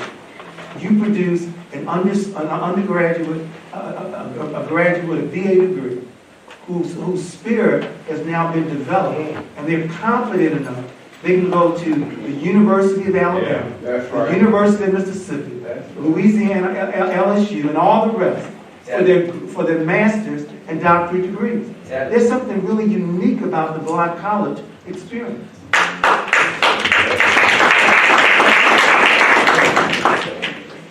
Okay, I have the mic. Thank you for your sharing your expertise with us today. I just wanted to add a couple things. Maria Rodriguez from Project Concern International, San Diego, California. We love our weather. But anyway, so I just wanted to share that there are many grantees throughout the country funded by HRSA that are looking at maternal and child health home visiting programs that are beginning to address the reading of the infants and under 2 aged children. It is now an indicator and a benchmark that the grantees are using for Healthy People 2020. And so, the parents have to read at least 3 times a week for 30 minutes a day to these children, infants and children. And I can tell you though that although it's a mandate, it's very difficult to achieve. And we're finding the 100 grantees throughout the country not achieving that benchmark. But at least it's out there, that it's beginning to be realized as a beginning of that education that truly instills the young mind. I also wanted to share that more and more throughout the country, the health systems are looking at, of course, it's long overdue, the social determinants of health, which is your lack of education and your poverty levels being the 2 highest social determinants of health for access. So those are barriers if you don't have it, you don't have the money, you don't have the education. And just about 2 months ago in a nationwide conference, it was stated the next medical prescription is housing. Because otherwise, things are not going to go forward. So again, education, poverty, housing, all of these social determinants of health that affect the very zip code where you live, as you so nicely put, we're being judged by that, is coming. We're paying attention to it, but we have a long way to go. So I thank you again for your wisdom today. Let me just quickly mention that as it relates to poverty, when I speak to young people nationwide and ask them what are the 3 best ways to get paid, what do they tell me? There's only one sport. Which one is it? I'm sorry, that's right in Alabama today. But for the other 49 states, it's NBA, the National Blind Association. But boy, I had to admit, I'm in Alabama. This is football that comes in here. But so 2 sports, the NBA and NFL. So that's 1. There's 2 others. What are they? To get paid. So drugs would be the other one, and then rap would be the third. And that's how our young people think is the best way to overcome poverty. Now, for all the distinguished educators in the room, what would be 3 better ways to overcome poverty besides sports, drugs, and rap? Well, yes, to some degree, but what I mentioned earlier is education a great equalizer. Our children see many of us with BAs, MAs, PhDs, and unemployed. Now, because I know our time is limited, let me just bring up three people. If Bill Gates was in the room, what would he say is the best way to overcome poverty? Entrepreneurship. So where are we teaching our children entrepreneurship? If I was the superintendent of school, you couldn't graduate and receive a high school diploma without developing a business plan, a hybrid between language arts and mathematics. And that's what Bill Gates would say. Let's bring in Warren Buffett. What would he say is the best way to overcome poverty? The stock market. So for homework, where did the Dow, the NASDAQ, and S&P close yesterday? See, my concern is, how can African Americans live in a capitalistic country and not teach and understand capitalism? And the third one, and I don't want to necessarily mention his name right now because he moved from real estate to the White House. But the third one would be Donald Trump, and he would say real estate. Now, I understand that in Alabama, brothers will kill you over turf they own. The three ways to overcome poverty. For example, many times school districts, they'll bring my adversary Ruby Payne in on Monday. And they have this glorified workshop on poverty on Monday. And there's a lot of data showing as the income declines, so do test scores. But there's nothing in Ruby Payne's analysis about teaching low-income children how to overcome poverty. And the way to do that is entrepreneurship, the stock market, and real estate. And what really pissed me off with regards to 140 churches is the only thing black men can do in Macon County is start churches. We're the 100 for homework. What are the 5 largest black businesses in Macon County? And you can't name beauty shops, barber shops, and liquor stores. Booker T. Washington taught us too much on economic development for us to be in the condition that we are in right now. There are ways to overcome poverty. I apologize, Dr. Holmes, but Holy Ghost won me.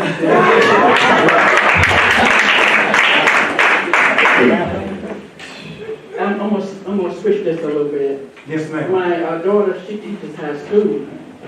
And so she told me, she said, Mom, you know, when they were having a playoff game, basketball playoff game, she said, Mom, look at the game, because they went to Birmingham. And she said, you see the number 1 player on there? I said, yeah. She said, Mama, he's not going to make it. He's in the 12th grade. She said, he can't even read.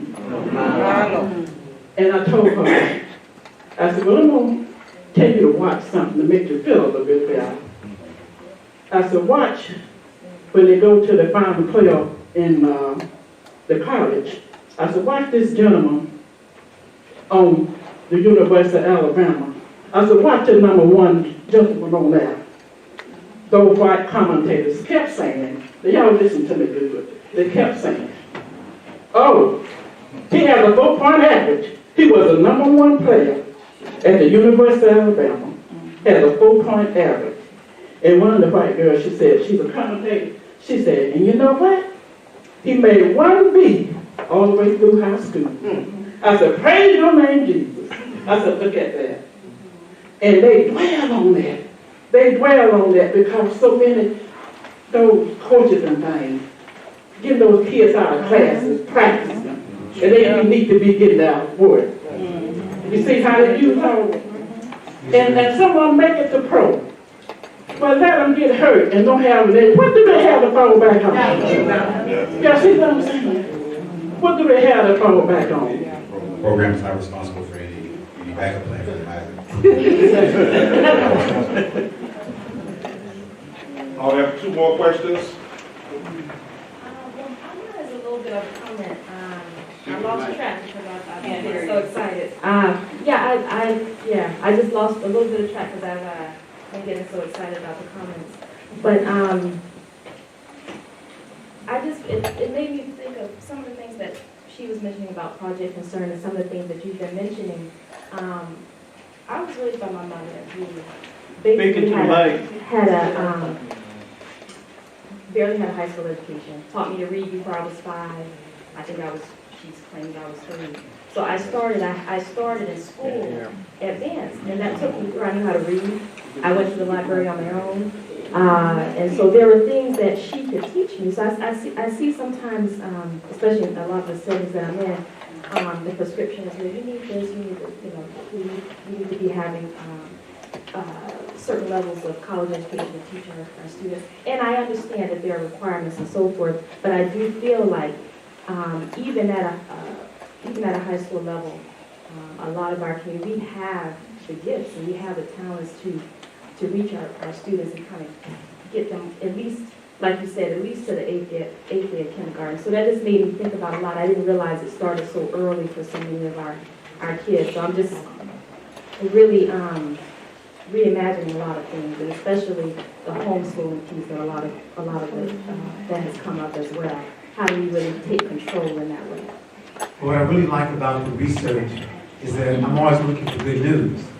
We found some excellent research where it's not the number of parents in the home, nor the income in the home. It's the conversation between the parents and their children. And so a low-income single mother, like you said in your case, who valued education, instilled that value in you. For example, who is considered the best pediatric neurosurgeon in the country? Ben Carson. His mother Sonia only had a 3rd grade education, but the conversation that she had with her 2 sons was enough to develop them to be all that they could do. It's the conversation we'll be paying, not the number of dollars or the number of parents in the home. Just like right quick, there's also good research documenting that just because the biological father did not marry the mother does not mean he's not involved with his children. The research goes on to say that black fathers literally do more with their children than even white and Asian fathers. They just don't marry the mother. So we need to look real carefully at this research. Not all black men are absent from rearing and being involved with their children. Also want to add, this is part of the issue with, as I mentioned earlier, about having a program, but parents not committing to reading for 3 days a week, 30 minutes a day. Part of what we need to do with our re-education is start with parents. And once let them know that this is as hard as they may think. To put them in the way, to put it, like Kunjufu said, how the parents go over the child. A lot of the parents don't do this because they're afraid. They may not think they have the education level. Whether it's just old enough to just do it and have that conversation with you and teach you to read. But I think that parents are capable. We just need to push them and to remind them that it's not as hard, it's not as difficult to just read with a child. Just make education priority, reading priority. I think that's how we do it. Good morning or good afternoon. I'm Musha Shakir. I'm actually an occupational therapist by profession and taught occupational therapy here at Tuskegee for 16 years until I retired last year. From a holistic perspective, and I also had the opportunity to be on many IEPs in the system. I wanted to add to the conversation by bringing up the importance, in my mind, of engaging people in some of the most basic and fundamental things that we have at our exposure, and that's nature.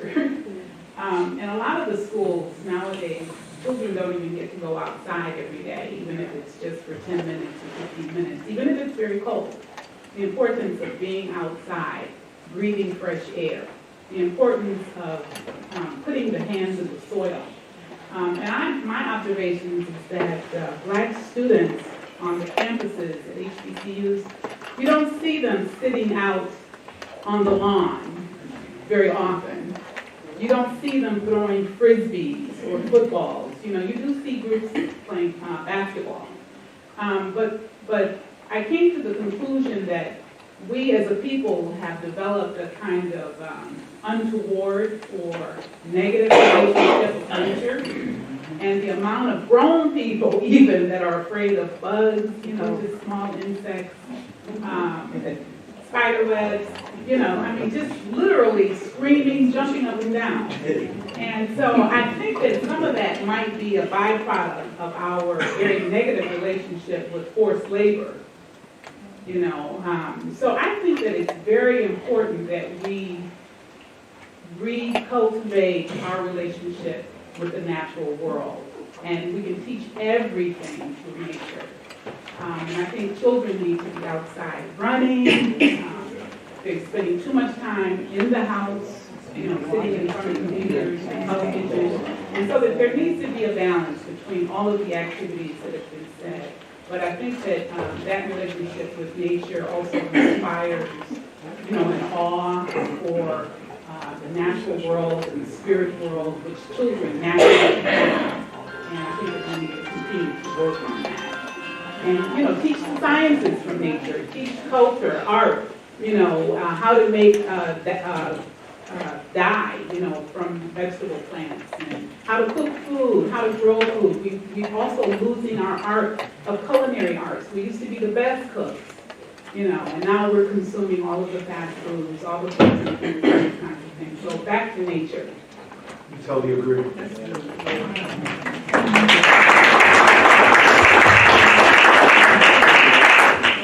I hope you guys enjoyed the session of this morning. Yes, you guys learned something. Thank Dr.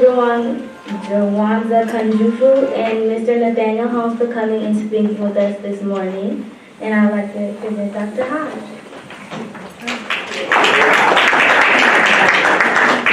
Thank you very much, gentlemen. Let's give another hand of applause for Dr. Holmes, Dr. Kunjufu. Ladies and gentlemen, we couldn't get any better than this.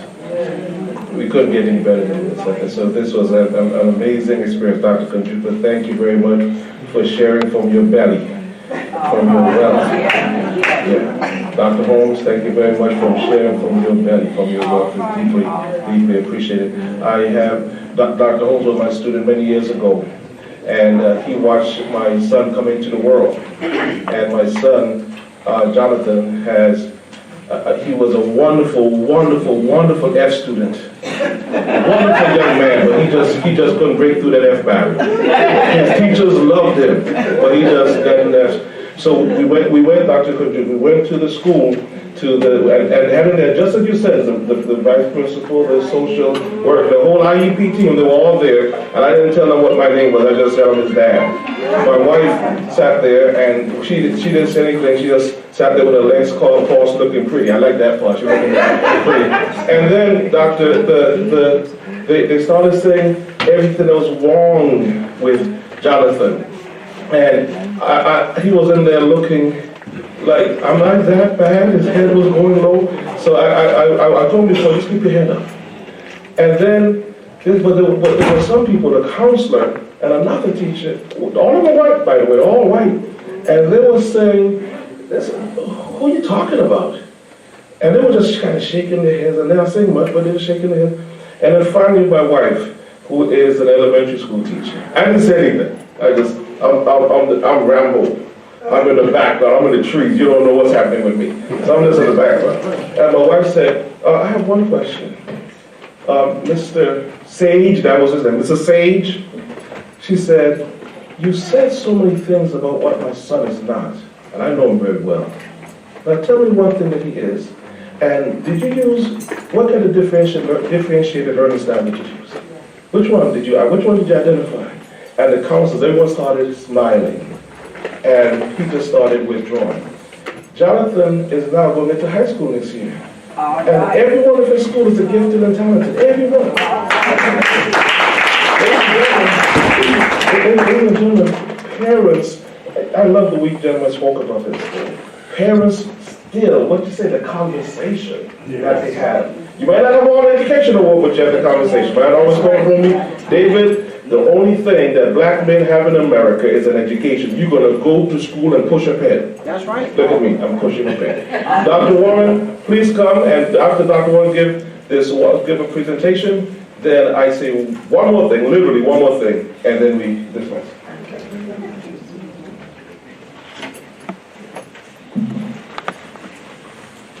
y'all can tell that I'm very proud to be at this place called Tuskegee. Had choices. Everybody here didn't have a choice. I had choices. I chose Tuskegee. And so we had a colleague of mine, Reverend Lenai, in 2015, it was a 100 year of Booker T. Washington's death. And we celebrate that whole year. And Reverend Lenai, who's a Tuskegee alum, also still lives here, designed a special coin that we minted, and we don't sell. You can't buy it, and you can't get it from any place but Tuskegee. And so we have this coin for special people, and we have two that come here, special people. And if you have this coin, one is gold and one is silver, then you've been here. And if you have it and you haven't been here, you stole it from somebody. Okay, so I want to present this coin, one to Dr. Kunjufu.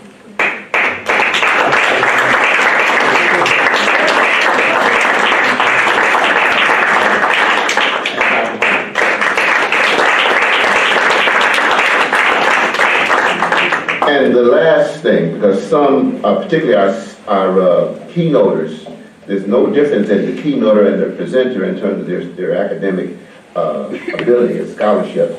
But the keynoters, that's just, for the bioethics, that's the highest you can get.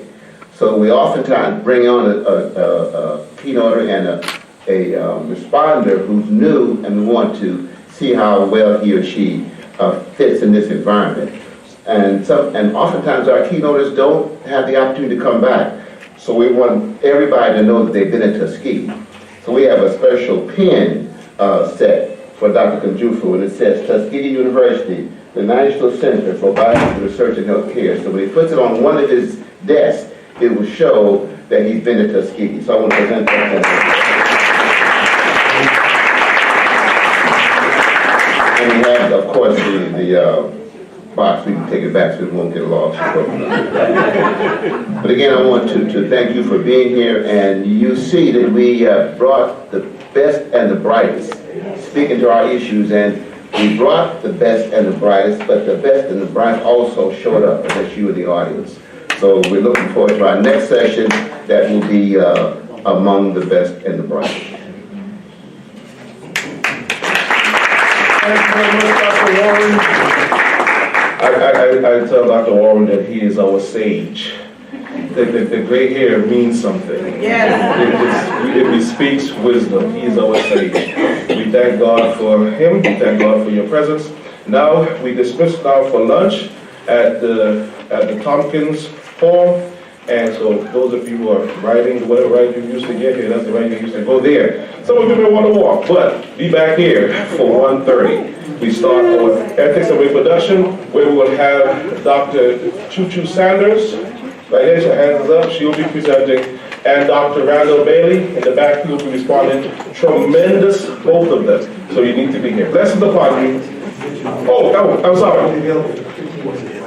The books are, Dr. Kunjufu said, the books are available for 15 minutes. Ladies and gentlemen, you see what, you saw what he gave, and as he was flashing through, you saw what he missed, and what you missed. And therefore, they're all here in the book. So please support Dr. Kunjufu, support African American Images with the purchase of these books. Thank you very much. We appreciate your presence.